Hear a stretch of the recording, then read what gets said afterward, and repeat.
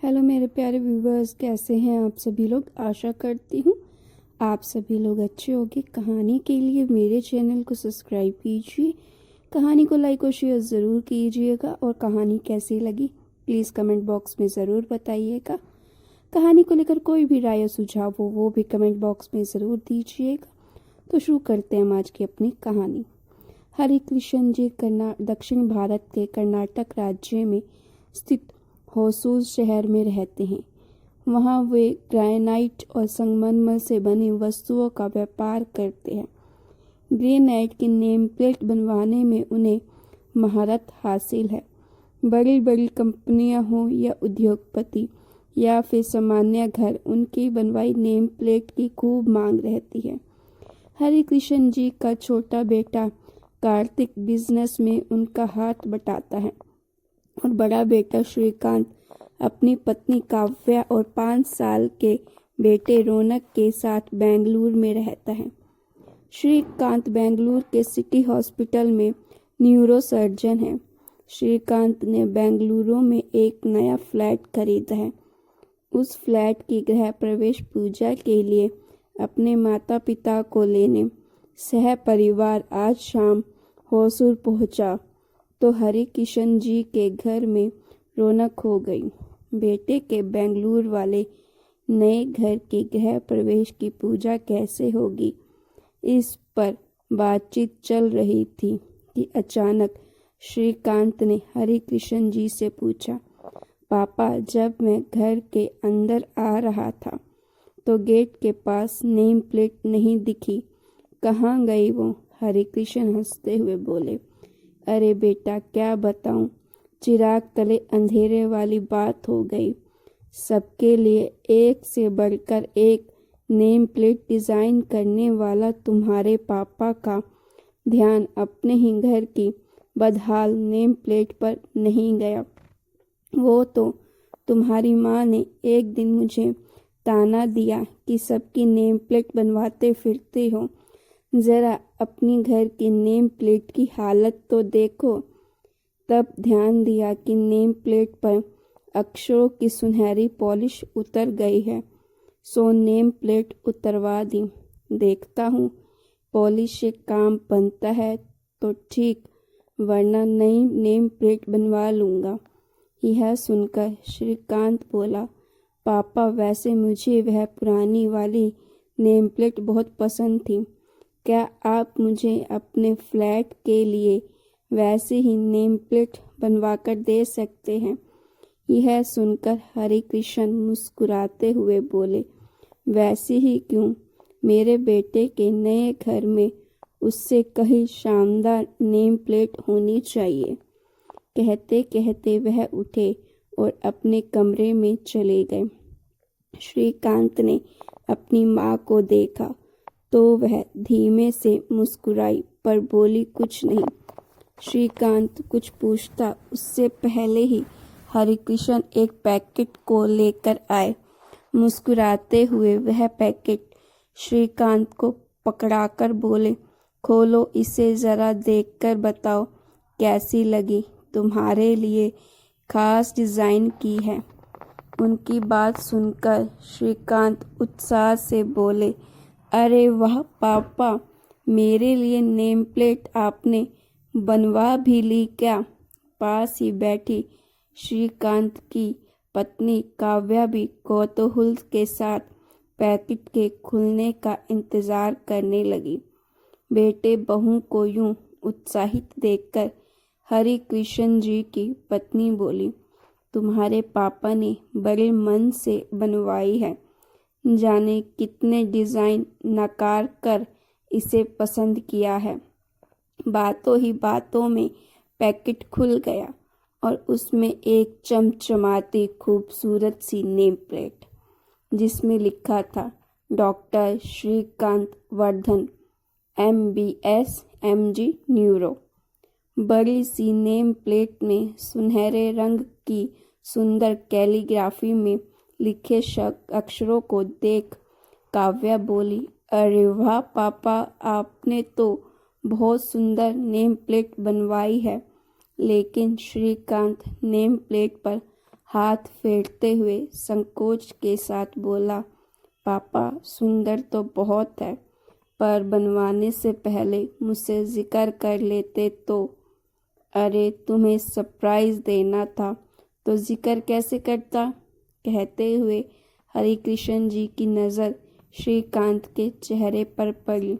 चढ़ते उतरते भाव देखकर वो आशंकित होकर बोले, क्या हुआ बेटा, नेम प्लेट में कुछ कमी रह गई है क्या। पिता की बात सुनकर वह कुछ संकोच के साथ बोला, पापा दरअसल मैं इस नेम प्लेट में काव्या का नाम भी लिखवाना चाहता था। चाव से बनवाई गई नेम प्लेट पर श्रीकांत की नुक्ताचीनी काव्या को कुछ ठीक नहीं लगी, सो वह बोल पड़ी, पापा ने कितने प्यार से नेम प्लेट बनवाई है और तुम हो कि। वह कुछ अटकी, फिर बोली, अच्छी है, बहुत अच्छी है। बहू द्वारा नेम प्लेट की तारीफ ने हरिकृष्ण जी के कमज़ोर पड़ते हौसले को बल दिया और वो कुछ सफाई देने के अंदाज में बोले, मानता हूँ इन दिनों 2 नामों का चलन है, पर सच कहूँ तो मुझे परंपरागत नेम प्लेट ही पसंद है और उसमें तो घर के मालिक के नाम का ही जिक्र होता है।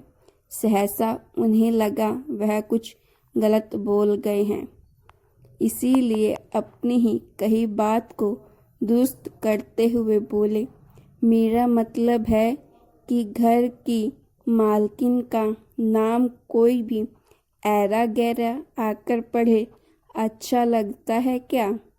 इसी बीच बैठक में रखा फ़ोन बज गया, जिसे श्रीकांत के बेटे रौनक ने लपक कर उठाया और फिर हेलो के साथ रॉन्ग नंबर कहकर रख दिया।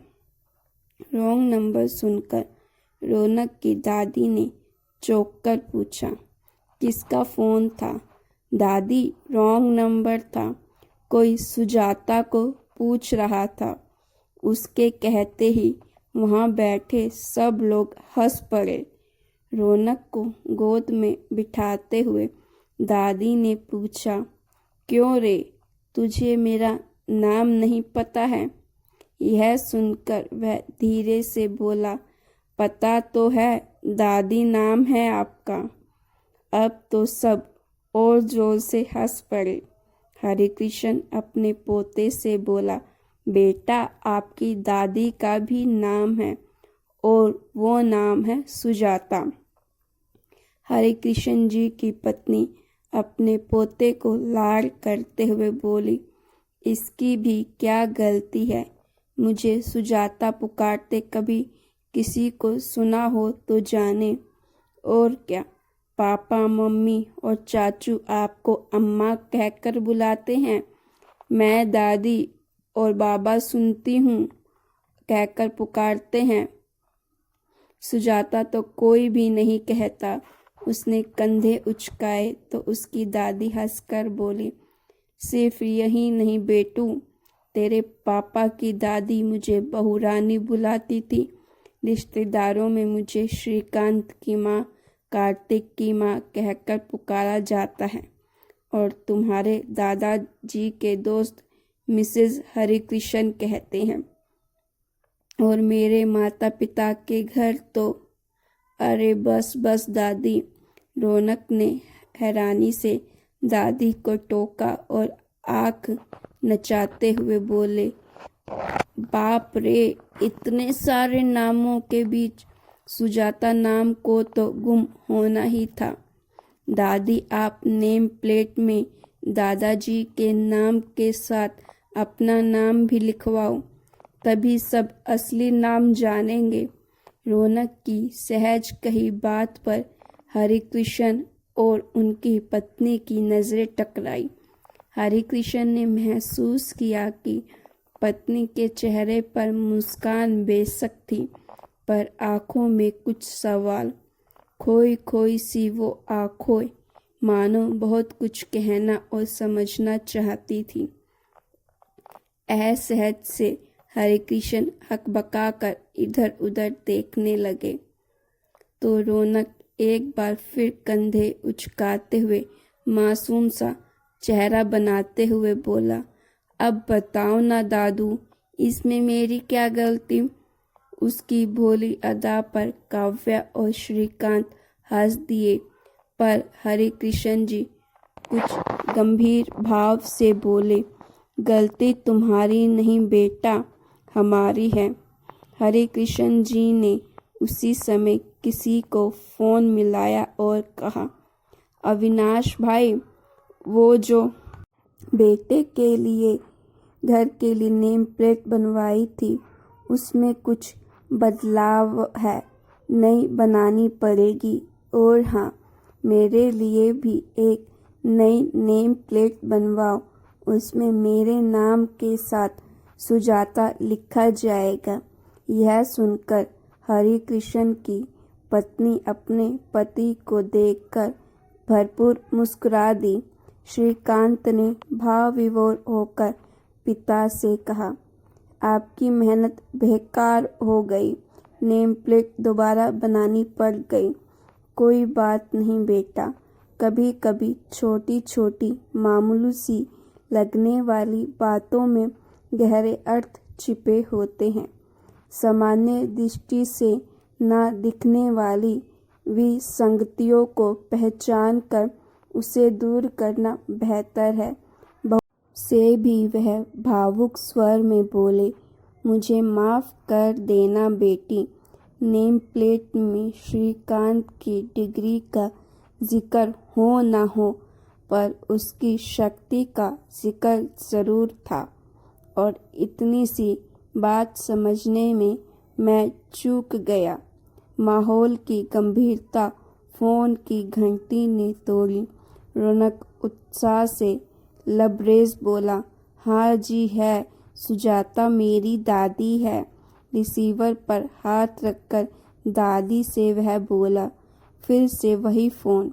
हरिकृष्ण की पत्नी फ़ोन करने वाले से अपने पोते की मासूमियत हंस हंस कर साझा करने लगी।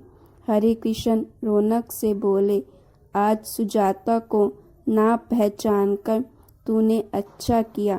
तेरी दादी का कम से कम उनका नाम तो मिल गया। दादी का नाम गुम हो गया था क्या?